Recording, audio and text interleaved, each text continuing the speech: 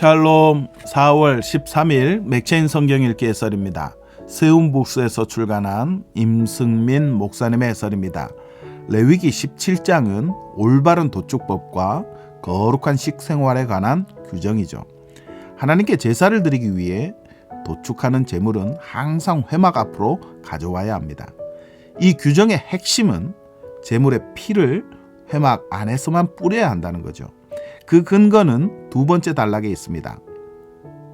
11절에 육체의 생명은 피에 있음이라. 내가 이 피를 너희에게 주어 제단에 뿌려 너희의 생명을 위하여 속죄하게 하였나니 생명이 피에 있으므로 피가 죄를 속하느니라. 죄는 죽음의 형벌을 받습니다. 그러므로 제물의 죽음으로 죄가 속해지죠. 이때 피는 생명의 상징으로 함부로 다뤄지면 안 됩니다. 그런 의미에서 제물의 피는 반드시 회막 안에서 뿌려져야 하고, 고기를 먹을 때는 피째 먹지 말아야 합니다. 이 피는 십자가 위에서 흘리신 예수 그리스도의 피로 완성되죠. 그리스도께서 피를 흘리심으로 우리의 죄가 사하여졌습니다. 그리스도의 피가 우리를 향해 뿌려짐으로 우리가 거룩해졌죠. 그리스도께서 행하신 이 사역으로 말미암아 우리는 참으로 구원을 얻게 되었습니다. 시편 20편과 21편은 하나님께 도움을 구하는 기도입니다. 환난 날에 하나님은 응답하십니다. 특히 하나님은 기름 부음 받은 자를 구원하십니다. 본문에서는 왕을 구하시는 하나님의 능력을 노래하고 있죠. 20편 9절에 여호와여 왕을 구원하소서, 또 21편 7절에 왕이 여호와를 의지하오니 지존하신 이의 인자함으로 흔들리지 아니하리이다. 하나님은 당신이 기름 부어 세우신 왕을 구하시고 도우십니다. 베드로는 성도를 왕같은 제사장이라고 하죠. 참된 왕이시요 제사장이신 그리스도 안에 거하는 성도들은 모두가 기름 부음 받은 자와 같은 신분을 얻습니다. 그러므로 성도는 다윗이 기도한 것처럼 하나님께 도움을 간구할 수 있습니다. 하나님은 자기 백성을 위해 큰 심판을 항상 펼치십니다. 잠언 31장은 르무엘 왕이 그의 어머니에게 받은 잠언입니다. 여기에서도 르무엘이 정확히 누군지는 알 수 없습니다. 다만 왕이었다는 사실은 알 수 있죠.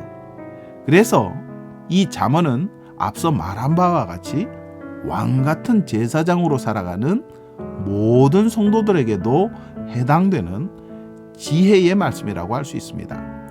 왕은 자신을 절제해야 하죠. 함부로 술을 마시면 안 됩니다. 판단력을 잃어버릴 수 있기 때문이죠. 무지하고 무력한 자를 위해 올바로 재판해야 하죠. 또한 현숙한 여인을 맞아야 합니다. 30절에 고운 것도 거짓되고 아름다운 것도 헛되나 오직 여호와를 경외하는 여자는 칭찬을 받을 것이니라. 잠언은 여호와를 경외하는 것이 지식의 근본이라는 말씀으로 시작해 여호와를 경외하는 여자가 참되다는 말씀으로 끝나죠. 정말로 지혜롭고 참된 인생은 여호와를 경외하는 것이라는 교훈으로 마무리합니다.